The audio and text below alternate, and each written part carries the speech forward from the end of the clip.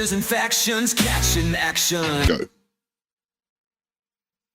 In 1985, Vincent Kennedy McMahon Jr. conceptualized a concept of the biggest wrestling show ever seen before on the globe, and that was where WrestleMania was born.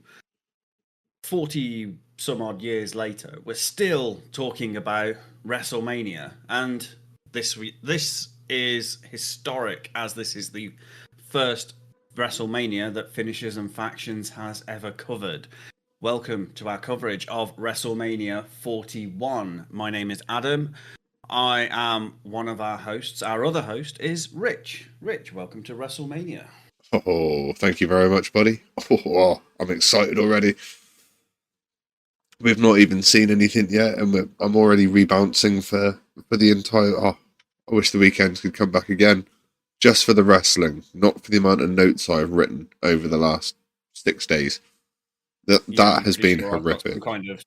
I'm pretty sure I've got some kind of permanent writer's injury or something along those lines, because, yeah, it's my hand has not been the same since.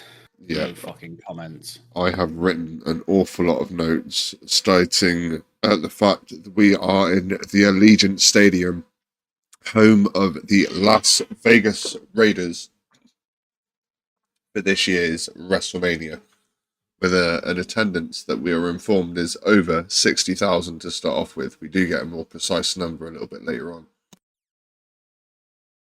But 60,000 to start off with is pretty incredible. Oh, 100%. And as is tradition now at WrestleMania, we have opening remarks in ring by Triple H, fresh off his Hall of Fame induction for his own personal contributions to the wrestling industry and ongoing contributions, might I add. Oh, definitely. We're not seeing Triple H disappear anytime soon. No, certainly not. He welcomes the crowd to Las Vegas, and this we're informed that this is the first WrestleMania to be broadcast completely globally.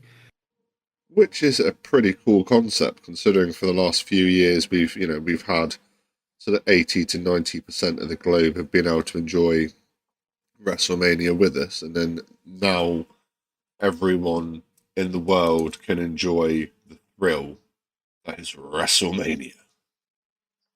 Yeah, 100%. And after the customary opening of Are You Ready?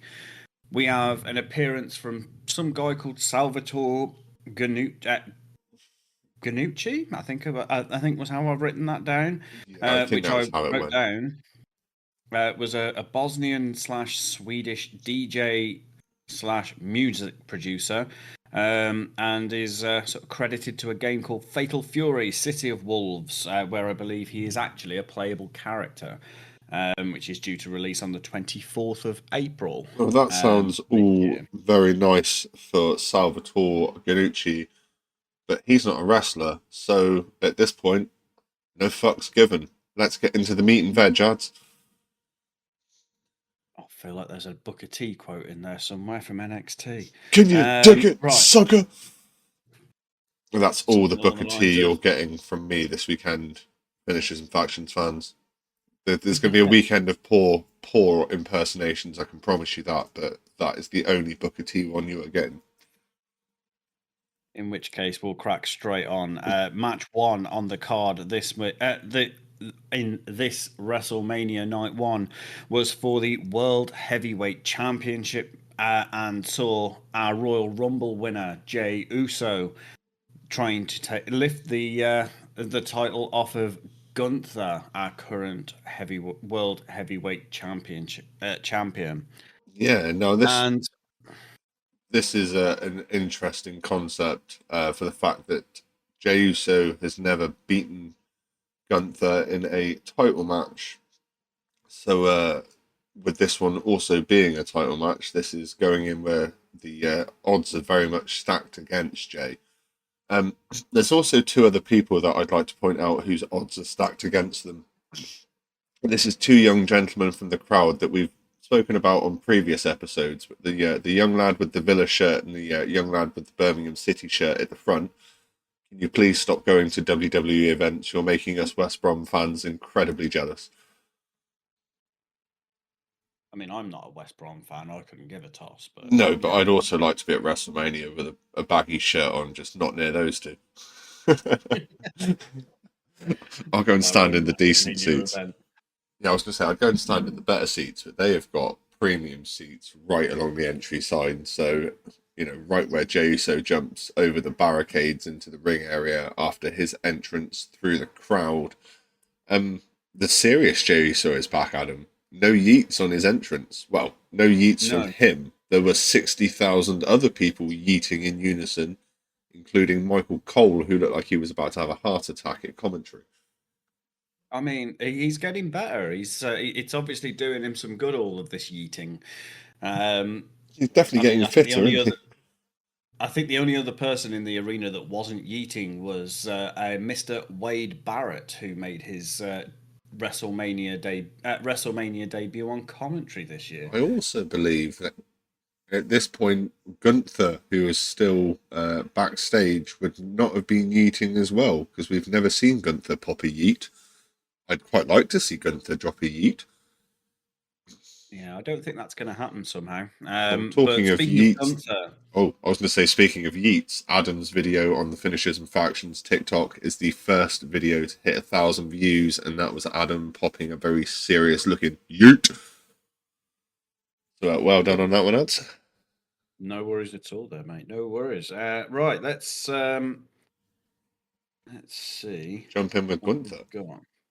Yeah, I mean, Gunther, he's coming into WrestleMania 41 in his 6th title defense during a 259-day reign as World Heavyweight Champion. It's not the longest reign we've ever seen, but still an impressive feat to hold on to it for that long. Yeah, definitely. And but he's got a thing for holding on to titles for quite a while. As we are informed a little bit later into the match. Just scrolling down through my notes to see if I can find it, but he has held 2 other titles. Yeah, here we go. So Gunther was the NXT UK champion for 870 days, and he was the Intercontinental champion for 666 days. So he's definitely got a way to go on those 2 title runs, but yeah, coming up to a year almost, just under 100 days off a year as the World Heavyweight Champion. And yeah, it's going to be an interesting one. Well, you say that because it starts off pretty much as I think everybody expected it to, because pretty much early doors, Gunther was dominating in this Most match. of my notes in the start of this match start with a G. Actually, the first 6 that I've written down start with a G. This is it, and it's because Gunther just he literally settled in. He settled in dead quick to the match. It's nothing that he hasn't done before. It's another day at the office for him. He's slapping about Jey Uso. And it's all fun and games for him. He's been doing this for fun for the last couple of weeks, just choking him out, slapping him out, and just generally making Jey Uso feel like he's Gunther's bitch. He gets taken out at one point with a step up. Well, Gunther does end up getting dropped at several points in the sort of the opening sort of 5-10 minutes, and one of those is to a step up enziguri. But Jey does seem to hit some big shots in this, like the opening sort of sections of this match, and with like body slams, spears. Even in the start of this, just the start, he's still trying to pull everything he can out for probably a fast finish. If he can explode out the blocks and surprise Gunther and get lucky, then maybe that's the best way to do it. Was the longer you stay in the ring with that guy, the more fucked you were going to get. Yeah, 100%. Longevity in a match against Gunther does not favour Gunther's opponent at all. No. So it's always best to if you're going to hit him hard, hit him fast. Don't let him build a head of steam, which unfortunately Jey Uso did do at this stage. But despite that, he did come back with some big moves. I mean, he had a series of moves, including a Samoan drop, a spear, and an Uso splash, which he was fighting back with at one stage. Yeah, I must admit, I made a big note of that one as well. That was right at the end of the match as well.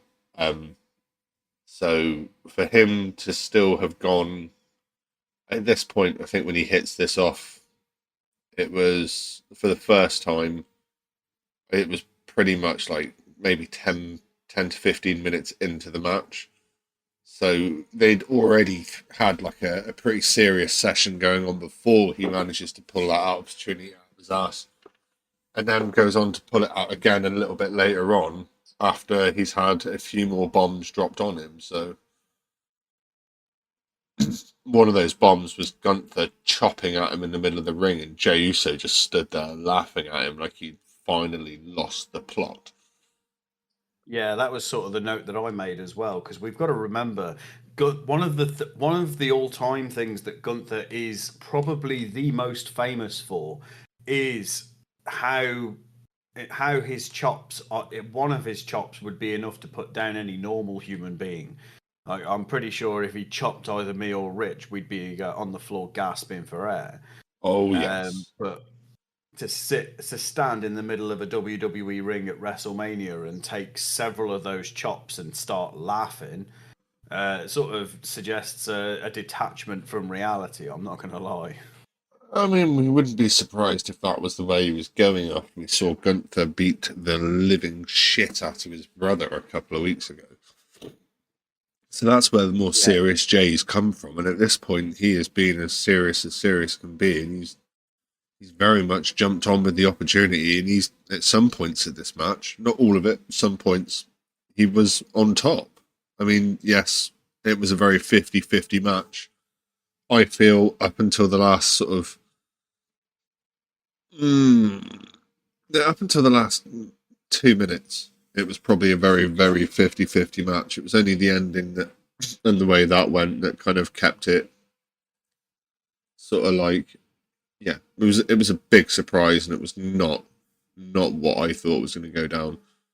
So Jay was trying everything in his arsenal to get to put Gunther away, which he's done so many times before and come out unsuccessful. I mean, even for Gunther to start throwing some of his classic moves at him, like at one point he puts Jay in a sleeper hold, which we've seen week in, week out, will put Jay to sleep very easily and will not take very long to do so. No, and once he'd locked that in on Jay, I think we pretty much all thought it was game over. Gunther was retaining, but the fact that Jay managed to get a German suplex to use a German suplex to get himself out of this chokehold, to then follow that up with a power bomb on Gunther, followed by a super kick and a spear, to then go for an Uso splash too, to finish off the selection for the second time, and then I don't think he hit just one Uso he didn't. Splash. There was two. Well, actually, I'm wrong. There was three. No. I was going to say, I've noted down that there was three Uso splashes. There was three Uso splashes. So at this point, he's getting some pent-out aggression from his system as well. Again, with all those beatings that he's taken, what Jimmy took a few weeks ago, he's definitely got a lot of aggression to get out, and he does with these splashes. And then, decides that he's going to try and play Gunther at his own game, and locks in that same sleeper hold that Gunther likes to use. And Gunther tapped to it. Out of all... Tapped to it quickly. He did tap to it quickly. And out of all the ways to try and beat Gunther, a submission move was not something I expected to see being used. But... No, we've got to remember that Gunther's hardly ever been pinned in WWE. Gunther's been pinned twice in the WWE. And I can tell you who he's been, like, how and where. So he was pinned at Crown Jewel by Cody Rhodes and pinned at WrestleMania 40 by Sami Zayn. And he was submitted by Ilya Dragunov, known as Walter at the time, in August 2021 at NXT TakeOver 36 with a rear naked chokehold. That was the match that ended his 870-day reign as the NXT UK champion. Yeah, it wasn't. I mean, Gunther being beat in general is not something that happens very often. No. So the fact that he's only ever tapped out once previously in WWE I think history, he's only been now, beaten sort of like 3 times in singles matches in WWE. And I think each time he's been beaten, he's lost a title. Yeah, most likely. Yeah, no, it's pretty much that is the way it's run. Each time he's been beaten, he has lost his title. NXT UK title lost, and then was the first loss. And then, yeah, the IC title was the second. Say that he's spent 80% of his career in WWE as the champion. A champion in some way, shape, or form. Yeah, done a very good job with it as well. But yes, Jey Uso taps out Gunther to become the new heavyweight world champion. And we get to see him celebrating with his brother Big Jim in the ring. Nice little bit of sort of recognition from Big Jim there for the work that Jay's put in, and obviously the help that Big Jim had to give Jay in different ways to get him there. But I mean, first major solos title for Jay as well. Yeah, not his first solos title. No, major solos title. But yeah, I said first major. I like to get my facts in as well, you know. It's a case that this was a huge emotional victory for Jay and for Jim to come out as well. Big props to both of the Usos because, I don't think one could have done it without the other, sort of thing. It's even if it took Jim to get his ass hospitalized to get him there, sort of thing. But he did manage to get in the slap that was heard around the world in the process 100%. Of that. So it was probably worth it in the long run. Maybe. But this is classic WWE storytelling at the end of the day. We've seen this type of story so many times in the past. And do you know what? We'll see it so many other times afterwards because it's such a powerful story to tell. That underdog face character taking on the seemingly completely dominant heel champion to then come out on top at the end of the series, sort of thing. It's we've seen it so many times before, done by so many other people in the past. Yeah, it's one of the ones in the well that they can keep going back to when they need to. Yeah, pretty much. But yeah, I think we'll leave Big Jim and Jay, to wander off, and we'll crack on with the next one. Yeah. So, as we pan round to our second match of the card, we are introduced to a few celebrities that are in attendance. One of them is the San Francisco 49ers' very own George Kettle, and we are informed that this is his 8th WrestleMania, making him a rather large wrestling fan, and in the process of him being on camera decides he's going to do the typical frat boy thing and chug that beer. Seems to struggle a little bit with it, but he does get it down, which is something the 49ers struggle with at the moment, getting that ball down the field. I'll have to take your word for that, as we've discussed on many different occasions. I am not really an NFL fan. I stay up enough late nights watching wrestling. I don't need to stay up more late nights watching Monday Night Football. Yes, this was funny because before we started this podcast, I was looking into maybe starting to get into the hockey season. And then I started this, and there was no time for hockey now. I even thought about adding an AEW or TNA episode. More AEW, just so I had an excuse to watch timeless Tony Storm a little bit more than just what I do on TikTok and Facebook. But no, there is not enough time for Finishes and Factions does AEW in a week either. No, we'd need to expand our team to be able to do things like that, I think. Right. Might be something to do further down the line, maybe. Yeah, that's if AEW but manages to stay in the business long enough for us to produce Finishes and Factions, doesn't AEW? either that or we do Finishes and Factions does TNA. But anyway, enough about future talking. We've got a couple of other celebs in attendance in this particular segment that we're introduced to.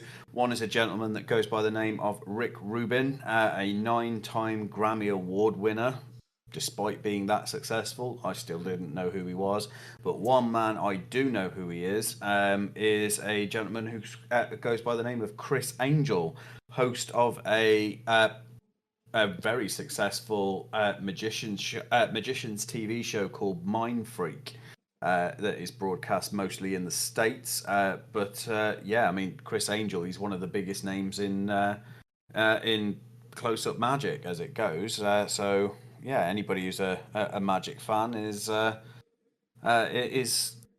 to be aware of Chris Angel. It's like not knowing who Penn and Teller are. Oh, it's funny how you say that, considering I spoke about Penn and Teller a little bit on Finishes and Factions does Stand and Deliver, because they were playing some little magical tricks with Lexus King and his Heritage Cup trophy, which I believe he has not found yet, which could cost him a pretty penny. Well, I'm sure we'll find out when we come round to do Finishes and Factions does NXT. Which will be coming up. Soon. But we've got to finish this episode, so let's crack on with match 2 of the card, which was the World Tag Team Championship match, which saw the New Day versus current champions, the War Raiders. Yes, and as we are told by commentary, WrestleMania is war. Well, I think it may have taken Pat McAfee 2 attempts to do that, as I think he may have said to begin with that Raw is war. He did. Just out of pure, what's the word I'm looking for? Habit. That's the word. But yeah, we see as is traditional format for WrestleMania, we normally have a VT which shows us what happened in the run up to this match. This one shows sort of. I put this down as it shows the defection of the New Day from the power of positivity, which we've had within the New Day for the last 10 years or so, and then they sadly had to say goodbye to Big E, which saw them sink ever deeper into a pit of darkness, and we have the New Day coming up with that. And yeah, I mean, we're used to. Go on. I was gonna say I'm getting to a point with the New Day now where I'm a little bit like, come on, let's see what we can do as a 2-man. Obviously, we're getting to see Xavier Woods have to pull his skinny little weight around a bit more rather than just outside the blowing his own trumpet while Big E and Kofi got on with it. This is their first sort of major run as a duo. Well, we both expected Big E to be replaced at some point, but no, I'm kind of intrigued. So to speak, I enjoy watching the War Raiders, but kind of think I'm backing the New Day on this one. I mean, don't get me wrong, I was still backing the War Raiders in this one when it came down to it, but definitely the New Day is growing on me. One other tradition that comes with WrestleMania is over-exaggerated entrances. Now, the New Day didn't have as much of an over-exaggerated entrance as such, but their ring entrance gear was interesting. Now, I noted down that they had a patch on their back that depicted a three-headed unicorn, but one head was sort of withered, dying, or dead. It's difficult to tell which one exactly it was, which obviously was a subtle nod to their fallen brother in arms, Big E Langston. Yes. Which is a nice little treat, because obviously, yes, they had to toss him from their tag team, but they really did not want to do it. But with the injuries that he's had with his neck, he's not medically cleared to be able to wrestle.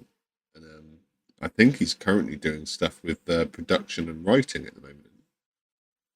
He's doing some bits on the side. He's doing hosting of like pre-shows and things like that. So whenever they trot him out in a suit, whenever it comes to doing pre-shows where they get like Michael Cole, Booker T, and somebody else to come in and talk about what's going to happen in the upcoming show before the show actually starts. Yeah, see, I didn't watch any of the pre-shows. There was enough wrestling for me to watch this weekend without needing to worry about the pre-shows. So I know I did miss some bits, but I can't imagine they were too important if they weren't featured on the main cards of WrestleMania, or at least advertised for the Raw after Mania.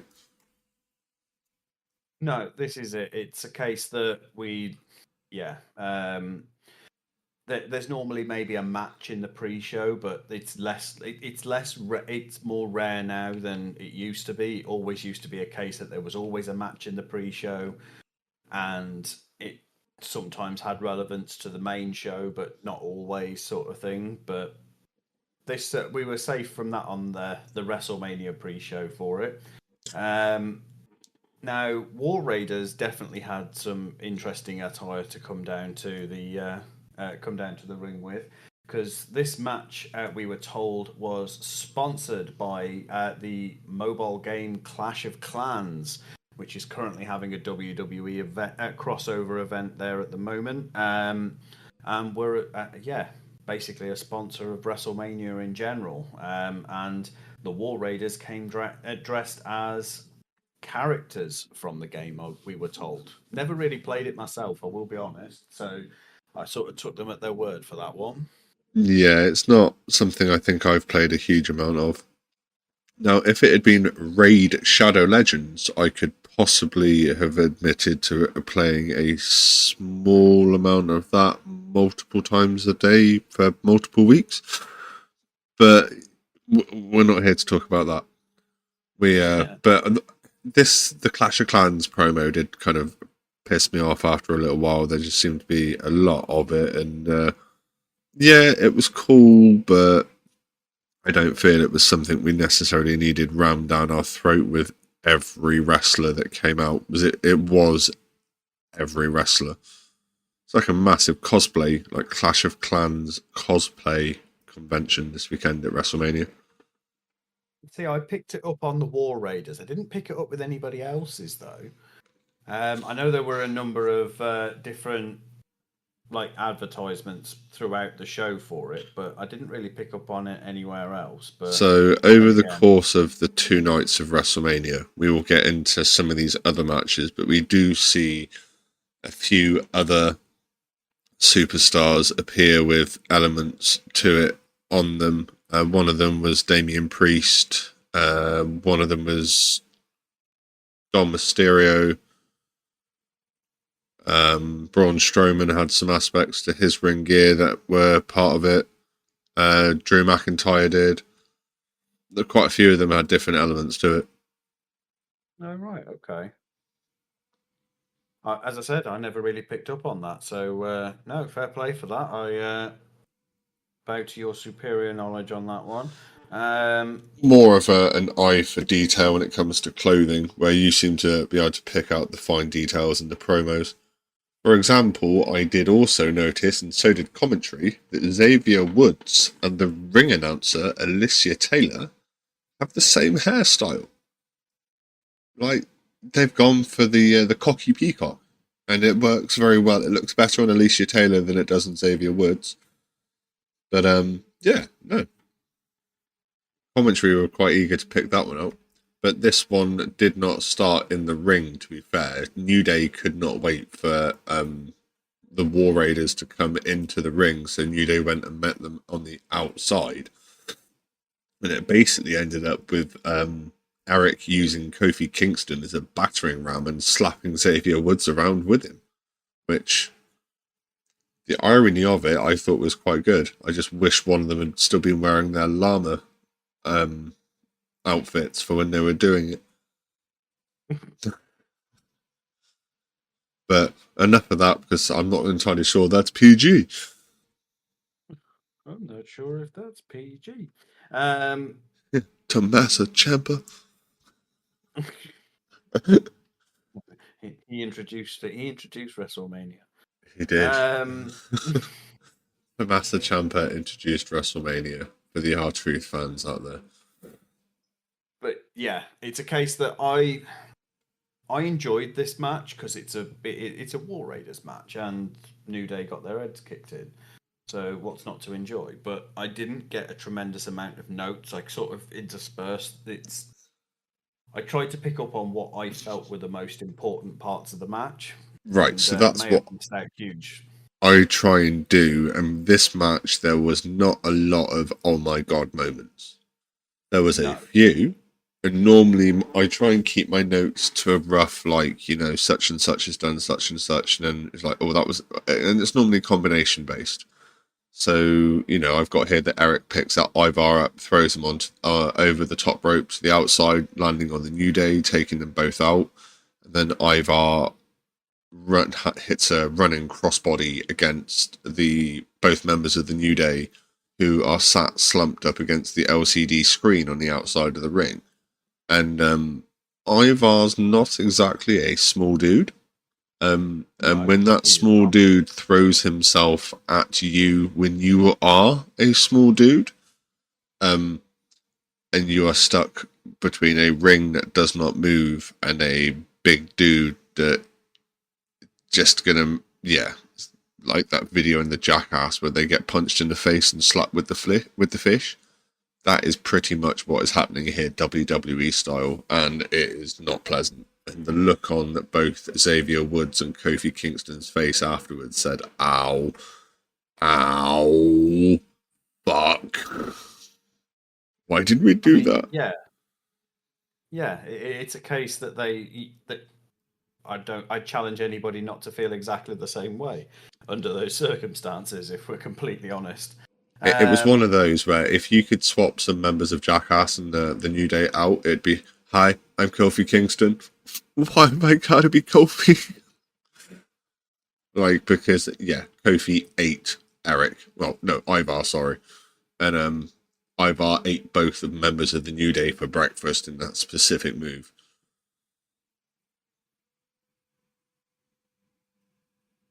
Yeah, just completely brutal. That's War Raiders for you, though. It is. War Raiders are just that. They are positively brutal. But then the New Day can be just as brutal. There's a section a little bit later on where Xavier Woods throws Eric into the barricades and then back into the ring. Xavier Woods holds Eric on the ropes, and Kofi does a senton off the top turnbuckle onto the apron for the 2 count from which was quite brutal. And we've seen quite a lot of. I'm quite enjoying watching Kofi going up top at the moment because you don't know what you're going to get from him. It used to be that it was very much the same move over and over again, and then you'd finish it off like a Trouble in Paradise. But now he seems to be a lot more advanced and a lot more high-flying, and I think a lot more entertaining. I think if we'd have had this Kofi Kingston when Kofi held the title, I'd have enjoyed it a lot more. And he might have survived longer than 20 seconds with Brock Lesnar. I think that, yeah, just down to everything else, he was never realistically going to last that long. No, he didn't have enough in his arsenal, but that arsenal seems to have improved during the last few years. I feel anyway. Yeah, I mean, fair play. I'm not gonna argue the toss with it. It's but yeah. So I'm just having a look to see where I've gotten to. Duh, duh. Have you got Woods? I know at one point Woods did his tribute to Ric Flair? to Ric Flair. He did, yes, and both Eric and Xavier Woods stand there trading slaps, and yeah, there seemed to be an attempt at a Hardy Boys sort of tip of the cap as well, but it didn't quite get there. I believe it was broken up by War Raiders, more specifically Ivar. I mean, that does sound roughly about right. I mean, But yeah, we get him. I mean, again, it wasn't a tremendously, oh my god, he went through the table sort of a match. It was I mean, there was a little bit of cheating going on. For example, Kofi Kingston saved Xavier Woods from a double team. And when War Raiders went for War Machine, Kofi Kingston interfered and caused Ivar to drop out. And then Kofi dragged Ivar away whilst Eric was being pinned to make sure that they couldn't get them off. So without the ref paying too much attention as to what was going on. So yeah, basically just dragged his opponent, so Eric was being pinned. You've got Xavier Woods on top, and Kofi drags Eric's legs and pulls him and Kofi Kingston away from, or drags Ivar, away from Eric, so Eric can't get to him in time to break the count where they get the 3 count. And they basically ran out of the ring, grabbed the titles, and did one. They were quoted by commentary as running like they had stolen something. Because that's pretty much what they did with this match. They snuck in at the end and they stole a victory. And quite frankly, I loved it.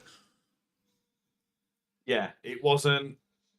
It wasn't a cheap win. It was there was a real match leading up to that point. Yes, War Raiders did not War get shit on in this opportunity. They didn't get squashed. They didn't get, they were given fair time, good matching, and they were allowed to have some good spots. And the ending was. I actually think the ending suited it. That little stolen. We don't see stolen title victories very often, so I think it was quite cool.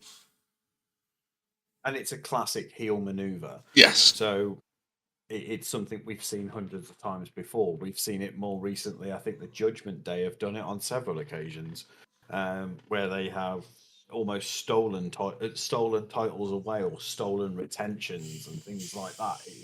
It's insane. But no, but it keeps for a compelling story.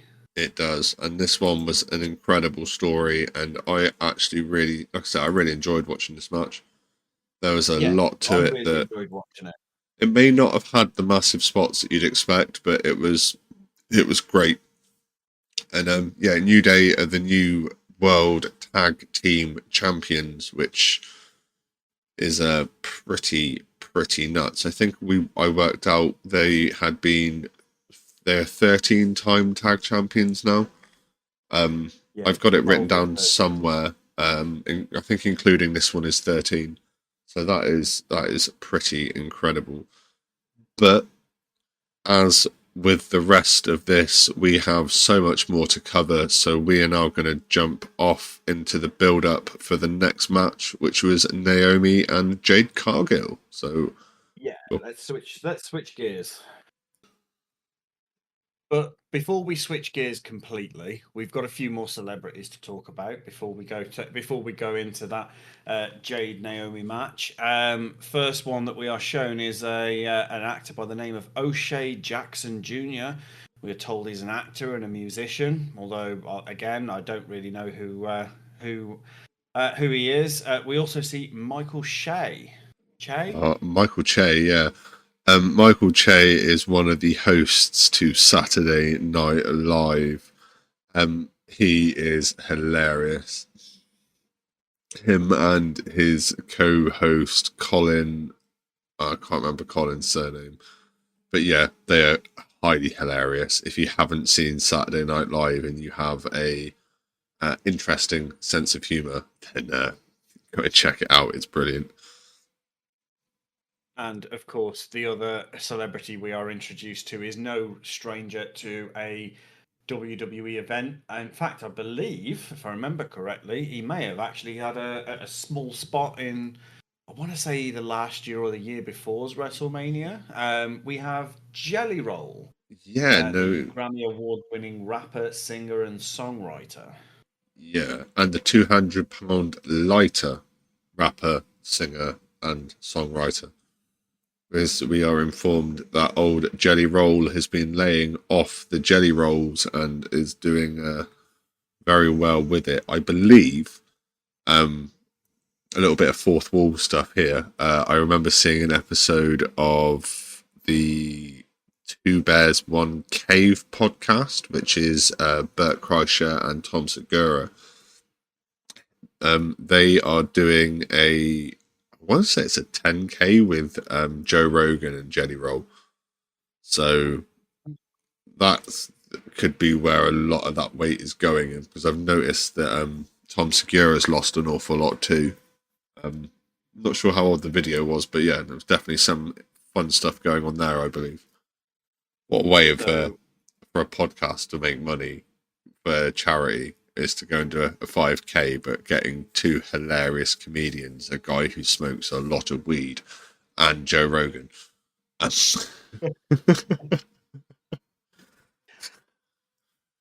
I made a claim a moment ago that Jelly Rolls had a match at WrestleMania. It wasn't at WrestleMania. It was at SummerSlam last year. He teamed with The Miz and R-Truth against Austin Theory and Grayson Waller. A-Town Down Under. Oh. Yeah, that's the one. But before we sully our tongues with that name again, we'll move on.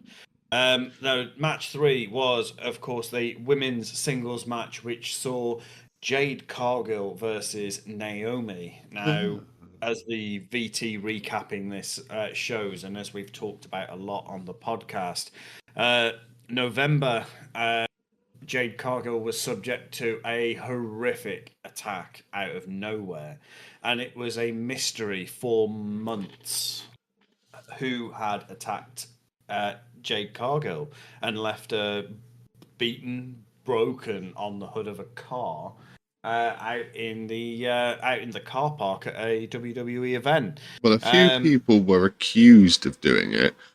The people that are accused of doing it are our current women's tag team champions, Liv Morgan and Raquel Rodriguez.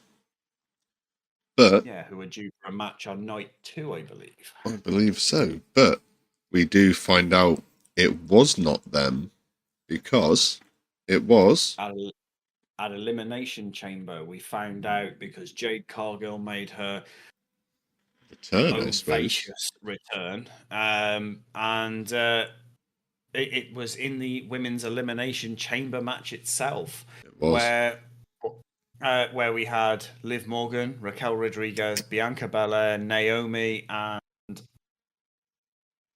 I want to say Rhea Ripley as well.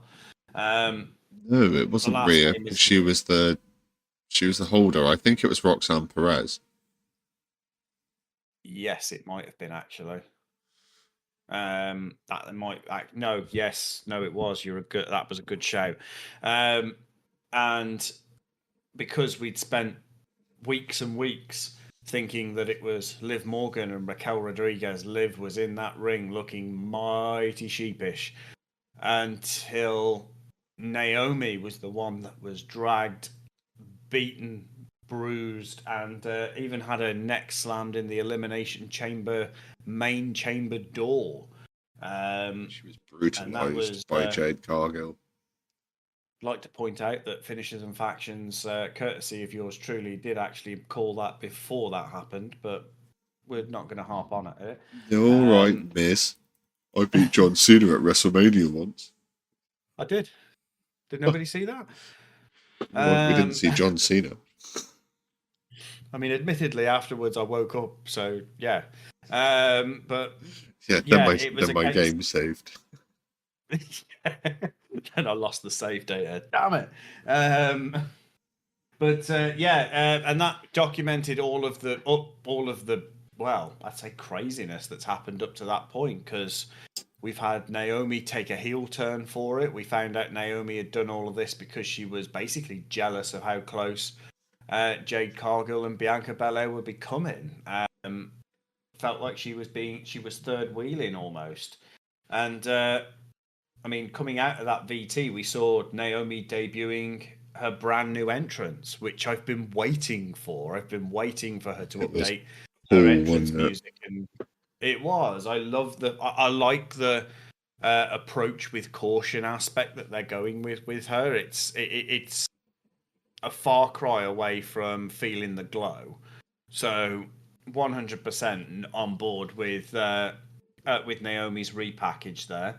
And Jade Cargill almost had, in her entrance, had a bit of an X-Men feel for it, as she's being referred to as the oncoming storm. She also reminded me of when Halle Berry was in that James Bond movie. In what way? Just there's one point where they're both sort of, Halle Berry's in a bikini in the movie, I think, and Jade Cargill was obviously in a wrestling gear, but they just look very similar. Oh right, okay. I'll have to take your word on that. I didn't make that I didn't draw that comparison.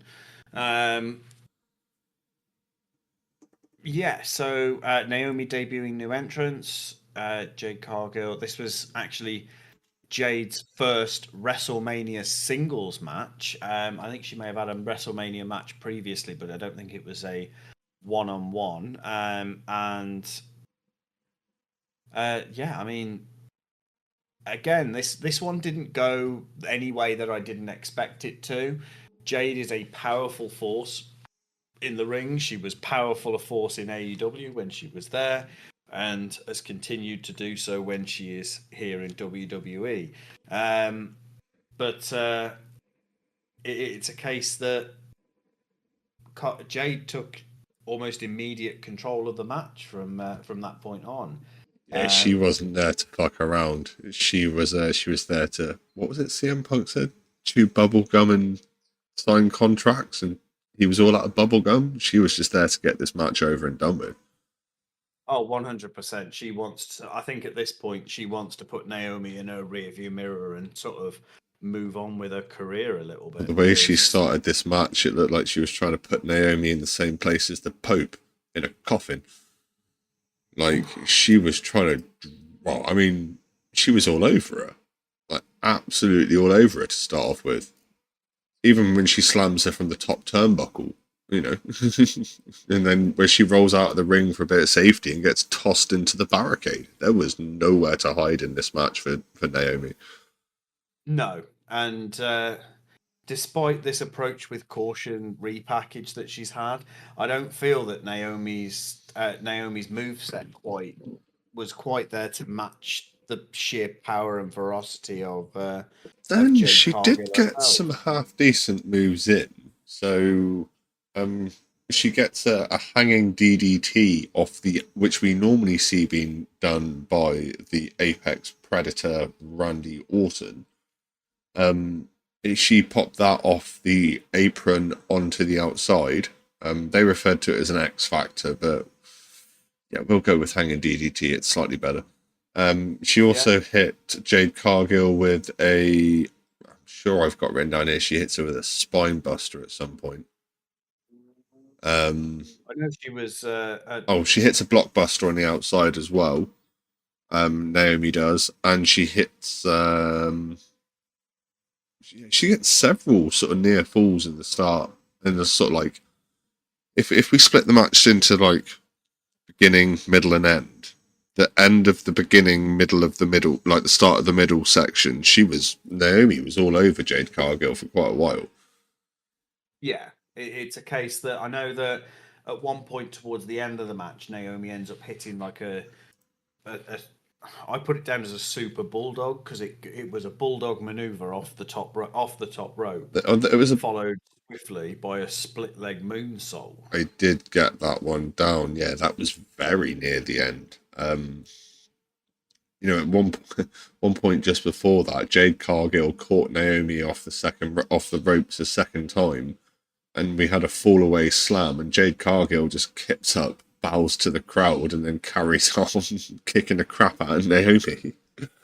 Yeah, this was pure dominance show by Jade Cargill, and I mean, as you said, Naomi got some good moves in as well. One of my favourite ones was actually towards right at the very end, is that Naomi managed to put in place a variation of the submission maneuver called the Rings of Saturn, Yes. which was made famous by Perry Saturn of the Attitude Era, if I remember correctly. I Not a believe terribly so. successful superstar, but he was a formidable presence in the ring from what I can recall. Yes. But Jade herself powers out of this and sort of turns it into a power bomb,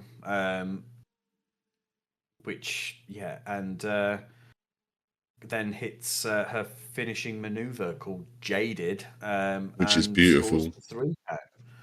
Yeah, which was, I mean, all in all, this was a good finish to the story, and Jade, we all could see, was going to be allowed to get revenge on the grandest stage of them all. I feel personally, this match, and I'm not saying it was a bad match, I'm just saying for the revenge style match it was supposed to be, I'd like to have seen it be maybe no DQ or a little bit more brutal, so to speak. Now, I understand not all matches can be brutal. I do realise that we're not going to get blood in every match. We're not going to get, like tables, ladders, chairs, people being hit with belts, you name it, right? I understand we're not going to get that all the time. This Naomi attacked Jade Cargill and left her out for months, right? And the beatdown at Elimination Chamber was more brutal than this match. I feel this match could have been a little bit more out there, a little bit more, not John Moxley, but a little bit more.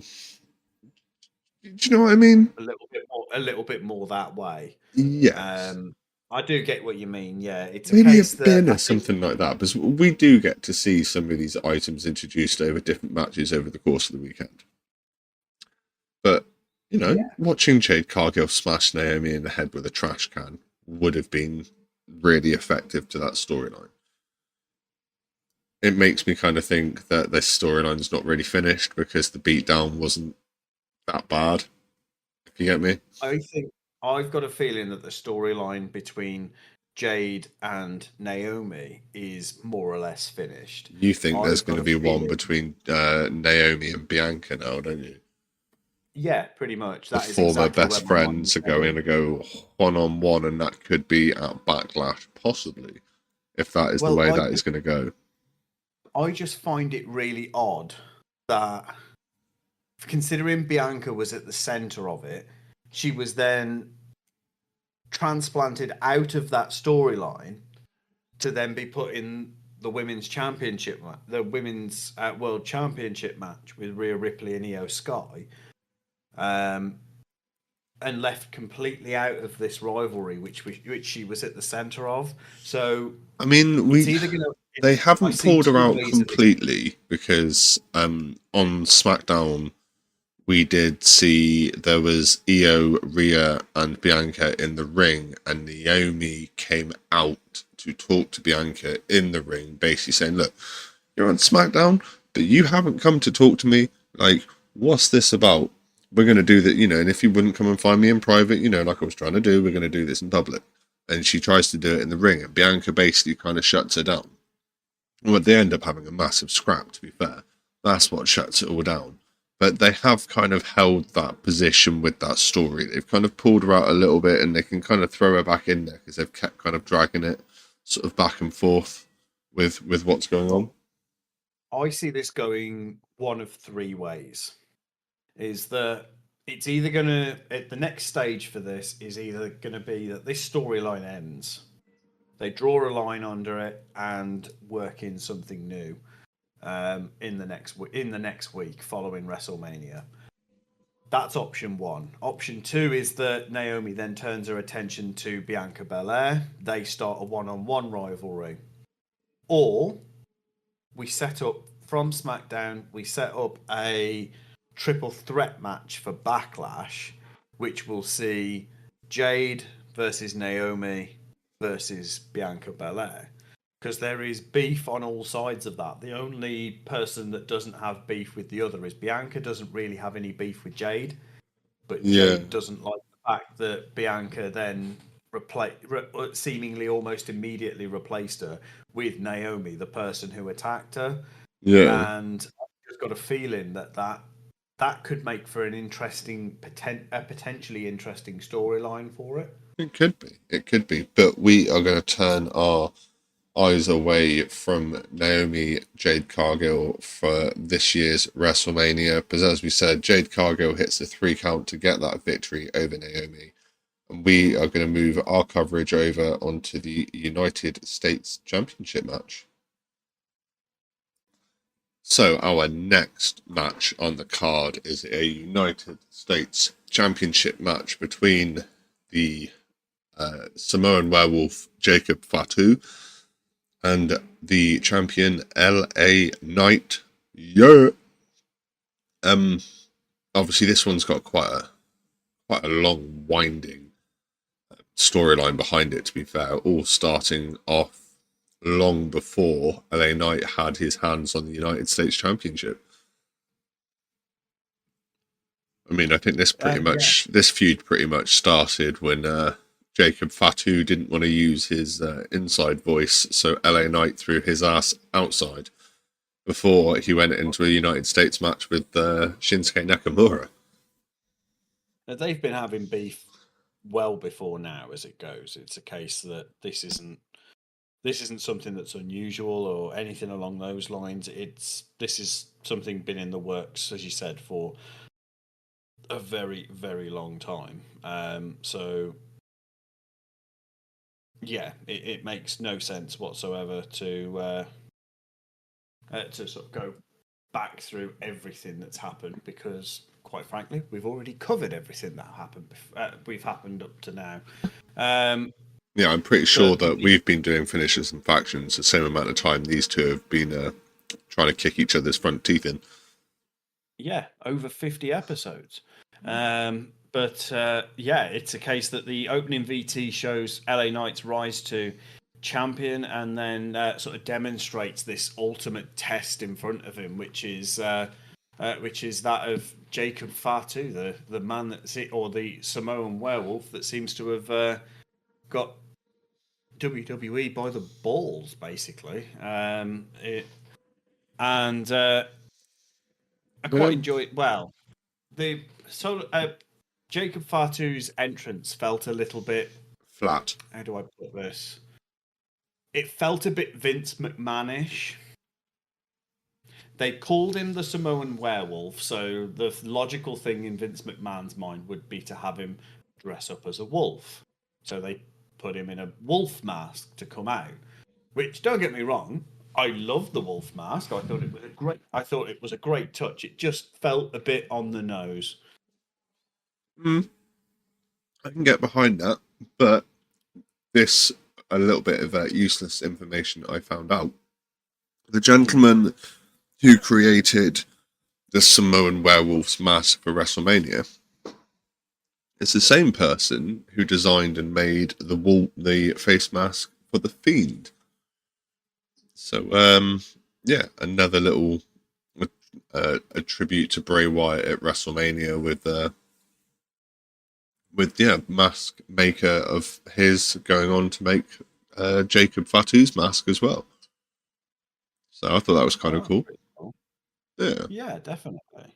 Not as cool as the fact that LA Knight arrived in a Maserati. Oh, 100%. Fucking Maserati. That guy went in style. It was nice. It was smooth. Oh, I just wish they'd driven him to the ring in it. Yeah, as wide as that ramp was, I wouldn't have trusted them to have got it back out again afterwards. No. Which I think was probably the reason it didn't go there. Well, Stone Cold Steve Austin struggled getting the ATV back out on night 2, so yeah, that Maserati won't go around. Yeah, this is it. And let's face it, we are recording this a little bit later than we probably should have done, so everyone's seen the viral clip. Everybody's seen it. Yes. They're talking about the megastar that is Stone Cold Steve Austin.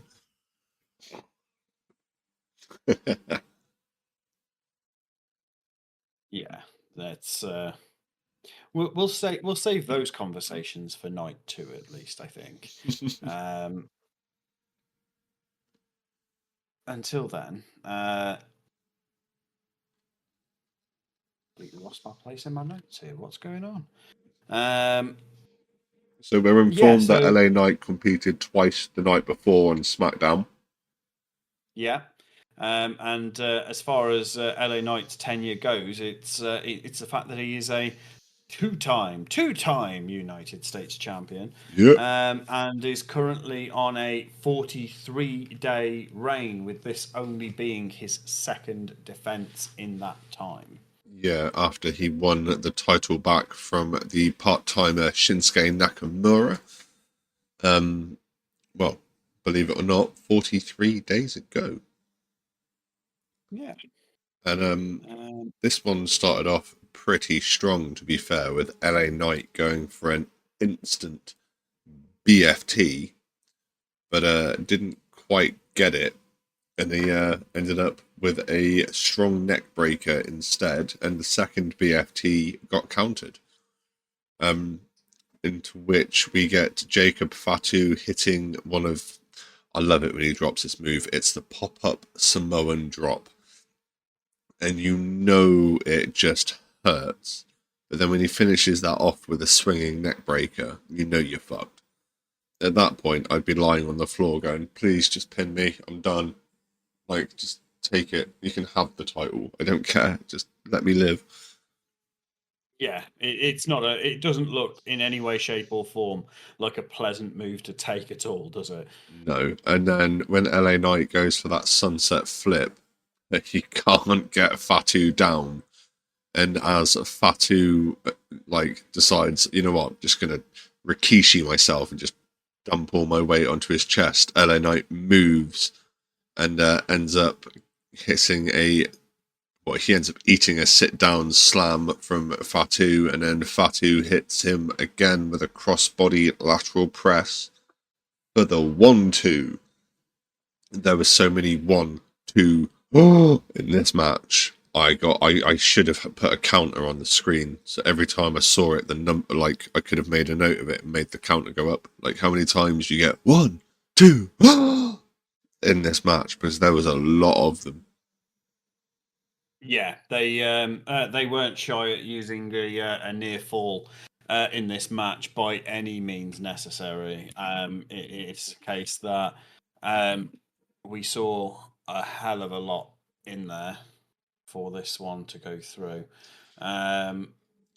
We do, including things like attempted moonsaults, LA Knight suplexes Jacob Fatu off the top ropes.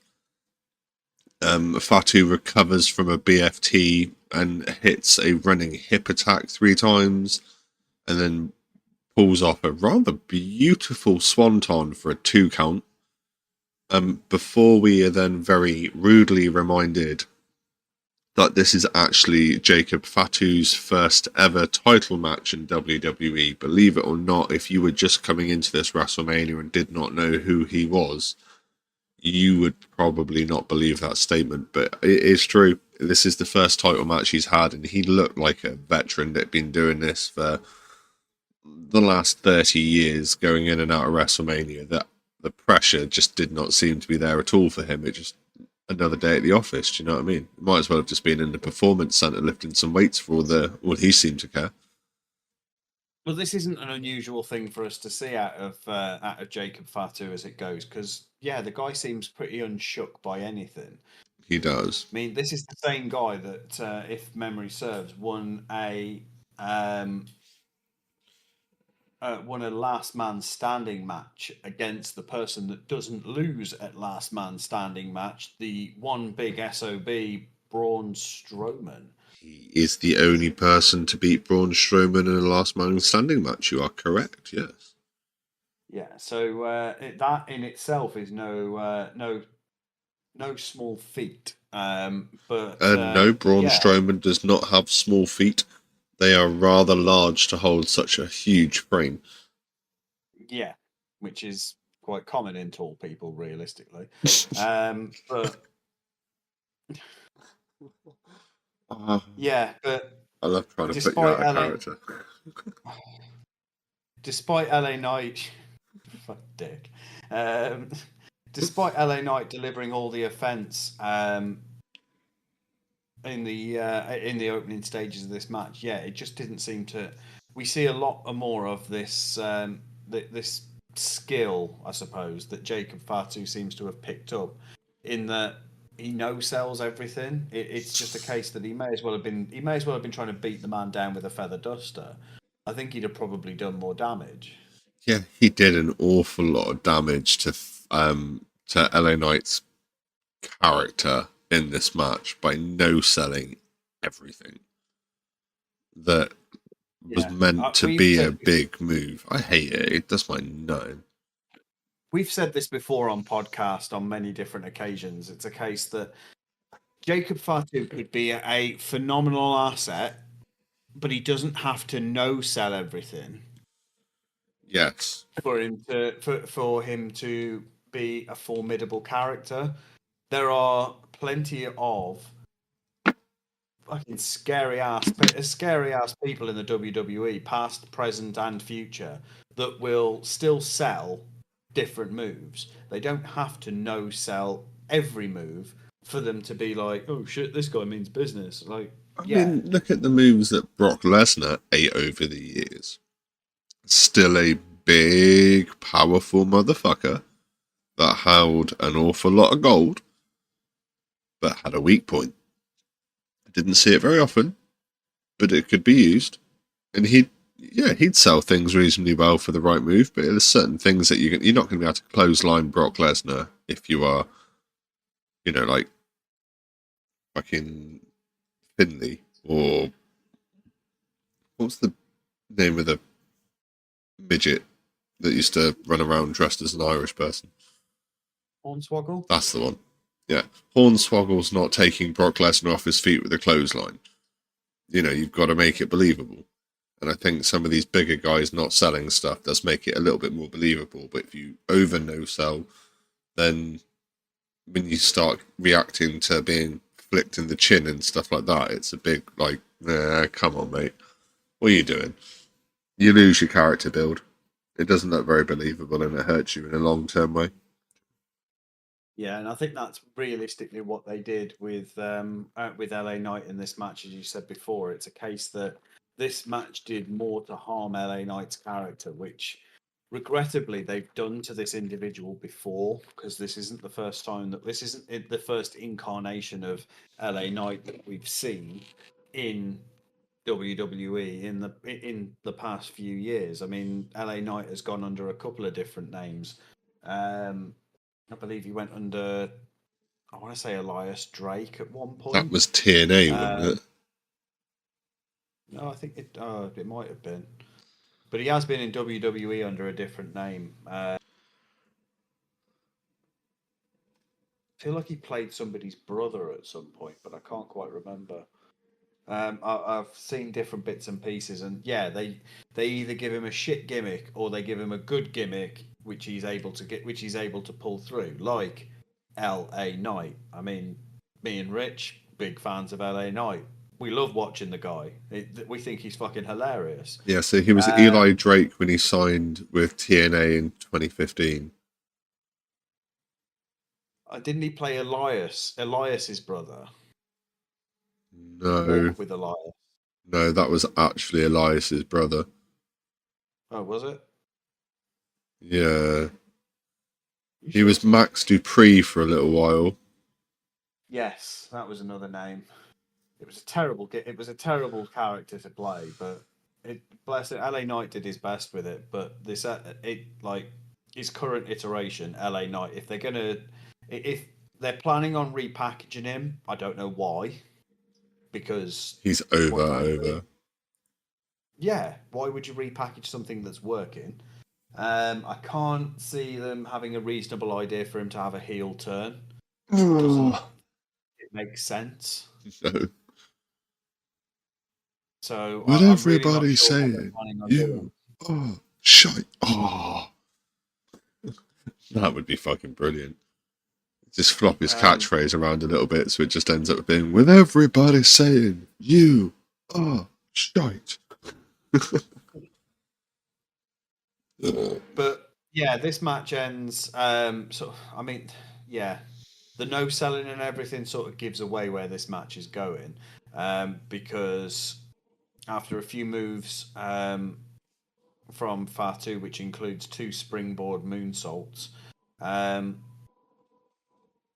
Jacob Fatu claims his very first singles title as a member of his family. I believe it was Haku came out to Haku was celebrate at with him. ringside, which was kind of cool. Yeah, I love that. I didn't love with this match when I'm not gonna lie. Yes, we're gonna get to see Jacob Fatu with the US title for a little bit. Honestly, I hope they don't take it off him for 6 to 9 months, purely for the fact that this title has been passed around more than Bonnie Blue recently. It needs to stay somewhere and have some legitimacy built within it and have some strength put to it.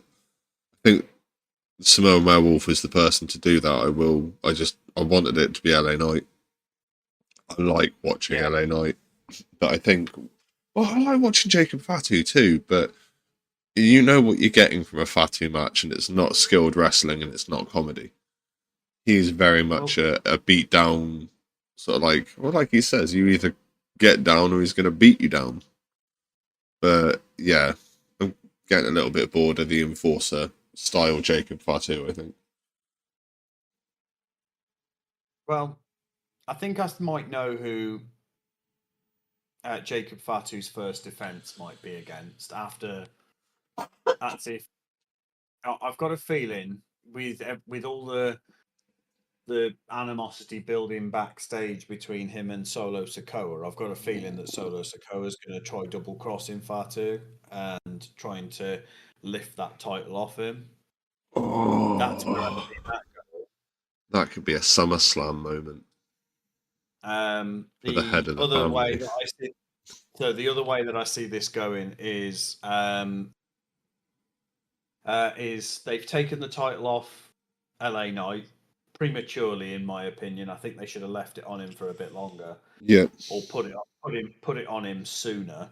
Yeah, why they had him lose it to Shinsuke Nakamura, I have no idea, because Nakamura did fucking nothing with it. No, this is it. Is that it was either Nakamura doing nothing with it or WWE doing nothing with Nakamura. Either way, it made no sense to have the US title on him because he didn't appear for so many weeks. Like I realised I think it was after he lost the title or just before he lost the title, he obviously lost his brother, which terribly sad. And I'm not going to say anything against Nakamura for that because you lose a family member, you go to be with your family. That's just how it goes. But I just don't understand the lack of usage behind Nakamura as US champion. He hung around in the background of promos and all the rest. It made no sense whatsoever. But I've got a feeling that LA Knight might start going for a bigger title. Oh, could we see LA Knight possibly go up against the Yeet on the street? That's my thought. I'm genuinely thinking that they've lifted that title off him for him to go and have a series with Jey Uso. The Yeet from the street. That could be an interesting one. Yeah. The Yeet versus the Yo. That could be good. I like that. But See, yeah, that's where I see that going potentially. It might take a month or two to get there, but that's genuinely where I see that. That's the only way that in the last 2 minutes where I've been sat here thinking about it, that I can see LA Knight turning heel to go after the World Heavyweight Championship, well, because there is no reason to trigger a Jey Uso heel turn, and reasonably having two baby faces facing off against one another traditionally hasn't worked, even if they're as over as Jey Uso and LA Knight are. But that's where I sort of see that one going. well, that's Adam's Now, predictions, finishes, and factions fans. So we'll have to see if that one sneaks its way back into the equation later on. yeah. So before we go back, move on to the next matches, we've still got a lot to go through. We had a few more celebs in attendance here. We had somebody called Lily Singh, a TV host, comedian, and author. I believe she's one of the judges on Canada's Got Talent. That's a And oxymoron if I've ever heard one. well, yeah, you said it, not me. And if we get cancelled, I'm coming for you. Clean up after yourself. Sorry. And we also had multi-platinum rapper and singer Lil Yachty. Lil what, sorry? Oh yeah, no, you're not getting me to say it again. Okay. That. Lil Yachty. Yeah. Oh, shout out to that gentleman there who I notice this whenever you watch American TV and they go, oh, such and such, so many times Grammy award winning, and I'm like, who? Yeah. Who? I've never heard of half of these people. It's either they don't run in the same musical circles as we do, or it's a case that they are an act that only really exists in the US, so wins all of the US awards. It's Yeah. not an international award winner. It's definitely not. Yeah, so instead we've got a match that's a little bit different than advertised, but which is match 5 on the card. But yeah, I don't think there's anything left to go through for the Fatu match. I don't think there is at all. No. Yeah, We'll jump go into straight the next one. match 5. Right, catch you there. Ow. So, as we said, match 5 was a men's singles match, and it was a little bit different than advertised, as Friday Night SmackDown during a Six-man tag match. Yeah. Obviously, this match was supposed to be El Grande Americano versus Rey Mysterio in a men's singles match, but unfortunately, Rey got injured during the 6-man tag match on SmackDown. So instead, Rey Fenix has decided to sub in for him tonight. Both men making their WrestleMania debuts, I believe. Yeah, so basically it is Rey Fenix is taking on his the opponent that his brother first debuted against, Chad Gable.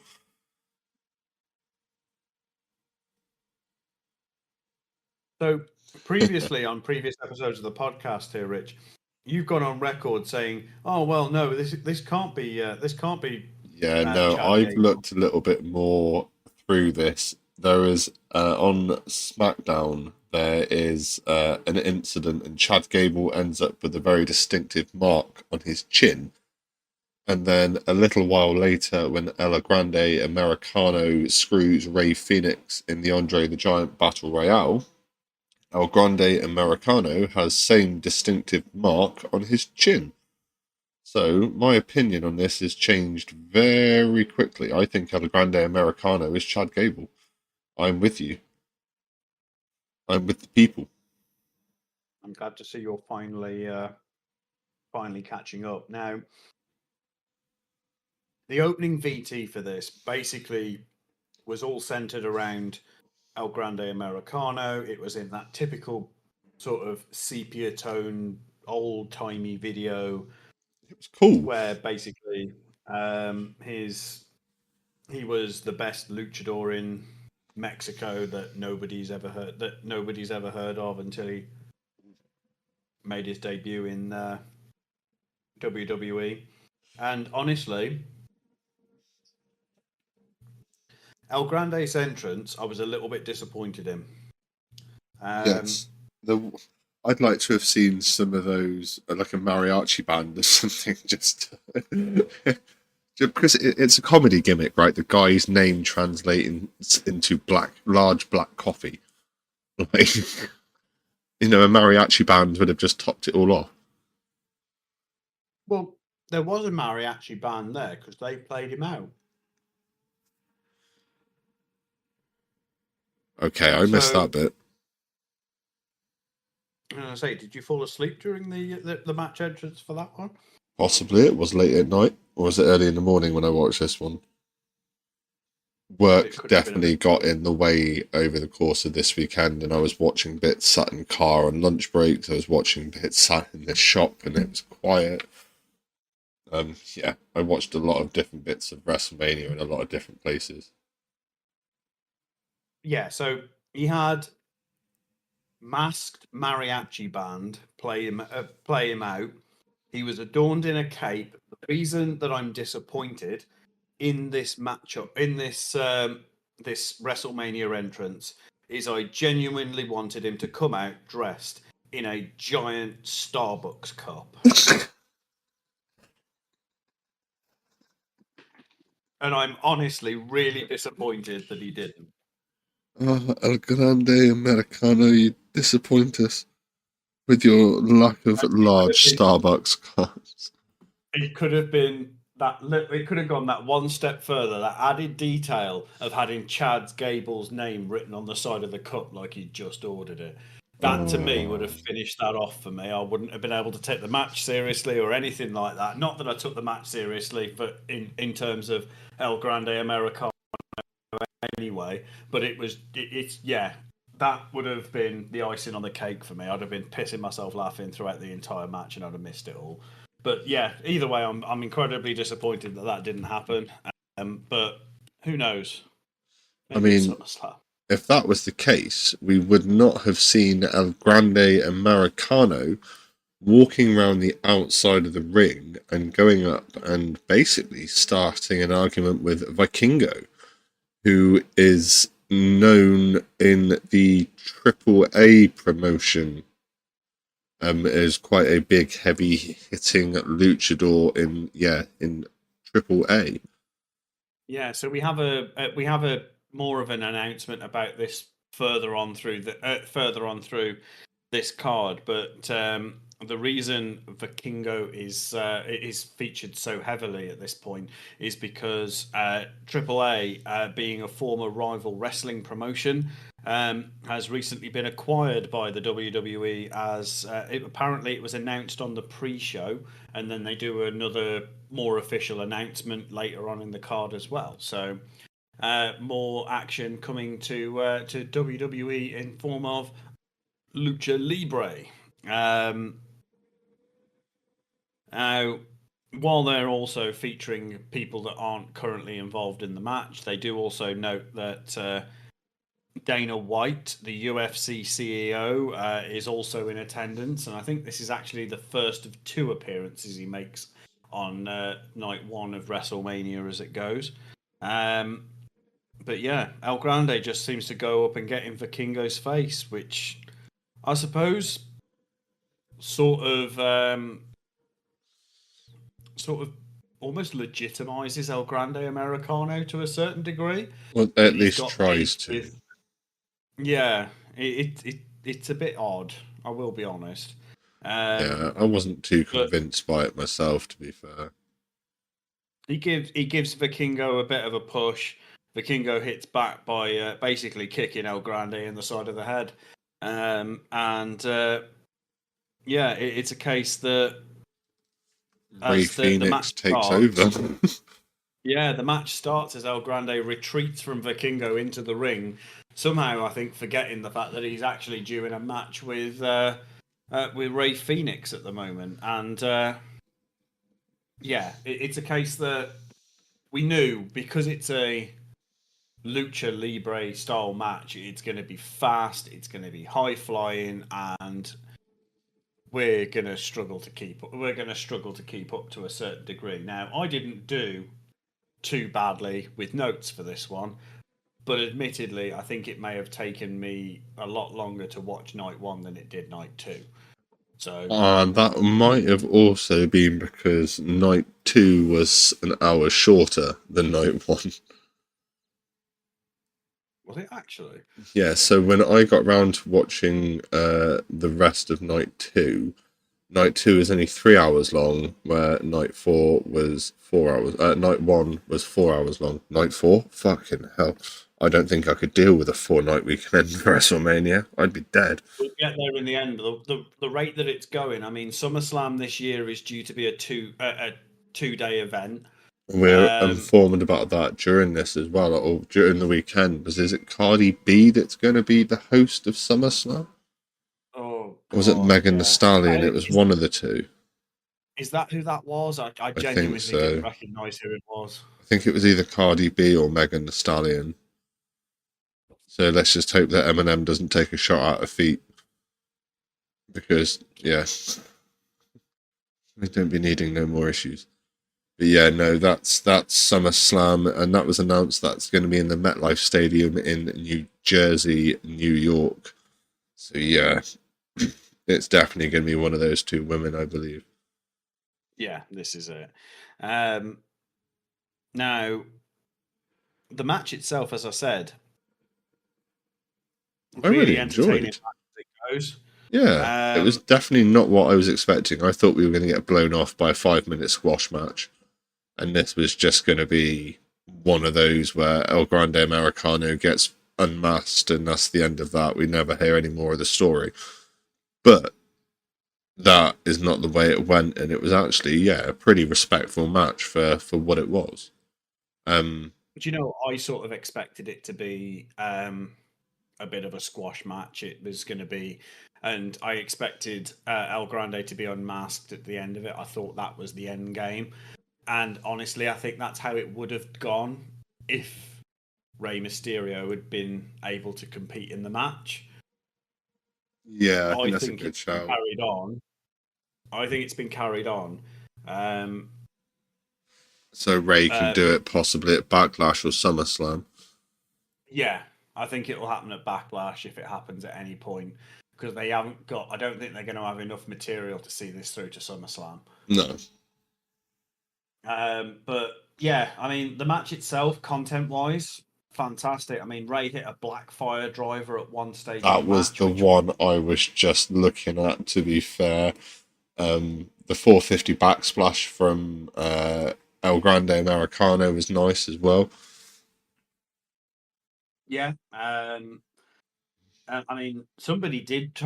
Somebody was potentially going to be unmasked during this match because I've got noted down that El Grande tried to remove Rey's mask, which I think even commentary pointed out that as a luchador himself, trying to unmask another luchador is almost as shameful as being unmasked. Yeah. So it sort of points more toward the fact that is El Grande an actual luchador or just Chad Gable in a cosplay at this point?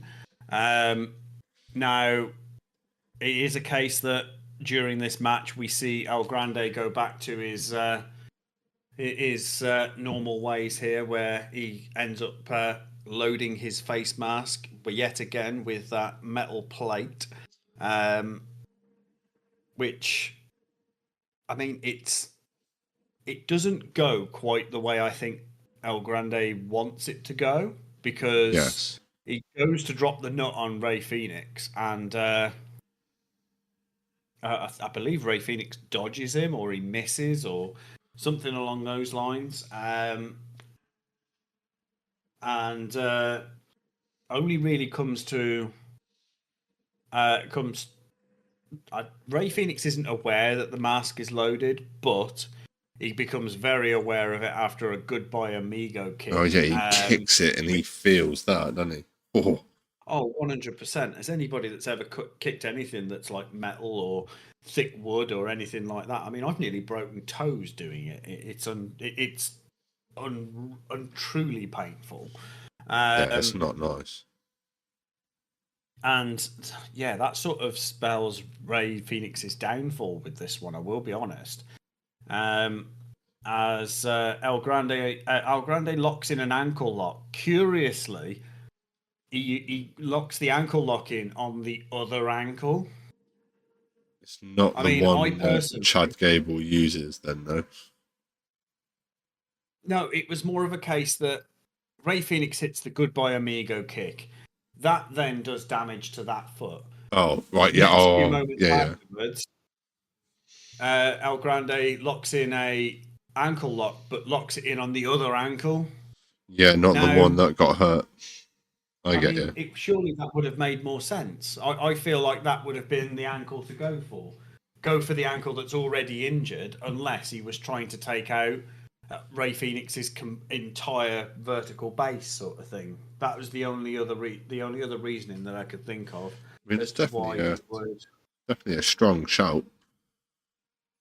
But yeah, locks in the ankle lock. Phoenix tries to mount an offense after rolling through, but El Grande lands the headbutt, and That's pretty much game over, to be fair, isn't it? he just adds insult to injury almost by going up to the top rope and landing a flying headbutt. Yeah, that The definitely only other wasn't thing needed. the only other thing that I question about any of this is that you're putting a metal plate in your face mask and then headbutting people. Is it not hurting Surely them too? I was going to say, surely that's going to be causing more as much damage to yourself. How are you? How is he not seeing stars at this point? Um, but yeah, this basically after the flying headbutt goes for a pin and secures the win over Ray Phoenix. Now, with how they have built Ray Phoenix up in the last few weeks,